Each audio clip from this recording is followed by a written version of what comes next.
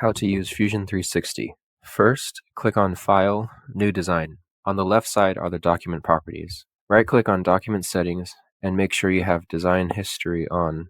Exit and click on the units on the left side and change it to inches, or you can leave them in millimeters. Click on Create New Sketch. Try the Rectangle tool. First, choose the sketching plane. Choose the first point of your rectangle. But before you click on the second point, think about how big you want the rectangle to be. I will do 3 by 2 inches. Type 2, then press Tab, then press 3. Then press Enter to finish the sketch. After drawing, click on Finish Sketch. Once you exit the sketch, you're able to work in 3D. Click on Extrude tool and extrude your sketch. Tip: extrude can be a positive or negative distance. Do the extrude tool and make it a block. If you want to navigate around your model, you can use the top right navigation cube. You can click and drag this cube to rotate around your model. If it gets messed up, you can always press the home button and it brings you back to the isometric view. Then go to New Sketch, and now you can click on the surface of the block as your new drawing plane. Add a hole. Choose the Circle tool. Choose a dimension for the circle.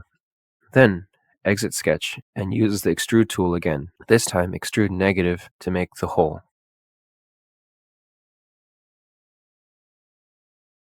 How do I change the color or appearance of the object? Go to Modify, Appearance, and choose a material. Drag it onto that part. I chose steel. Click and drag the material onto the object. The last step is to make this into a component. Right-click on the body and choose New Component. Why? Because we're going to combine parts together and animate this. Go to File, Save, and make a name for this component. Make another part. Open a new file, start from scratch, and do all the stuff again. Try some new tools like the Offset tool. Again, use the Extrude tool and finish up your part. Make sure to save it as a component. Save it as a new file. How to make assemblies in Fusion 360. New step.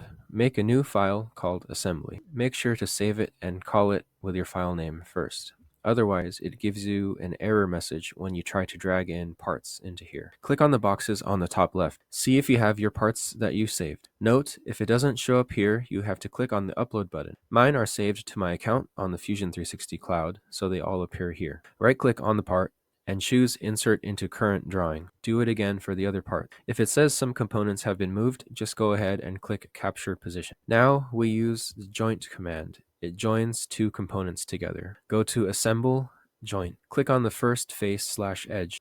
In the options, you have to select the face of the second object. Click on Select. Then click on the second face/edge. Once you selected both of them, click on Motion and then click back to Position, and it should allow you to press OK so that you can join them together. You can now see that the parts are joined on the same plane, and you can move them around to adjust the position. The two parts will now come together. Click Done. Congratulations! Now you connected your two pieces. How to make an animation. First, go to the Animation panel by clicking the rectangle in the top left and choose Animation. Animate your assembly. Everything gets recorded in this view. Right-click the component you want to move and choose Transform Components. Move that piece around. Use the arrows to move and rotate the components. Make sure that the parts do not clip through each other because that looks awkward. Hint: if you also move your camera, it records you zooming in and out and moving the camera. Press play. On the bottom is a timeline, so you can move the actions around and change how fast and slow they are, or the order of the animation. Move the keyframe blocks on the timeline to change the animation order. Play around with the keyframes. Press play to see the results. Congratulations, you made an animation. To save your file, export your animation to your heart's delight by using the Export and Publish tool.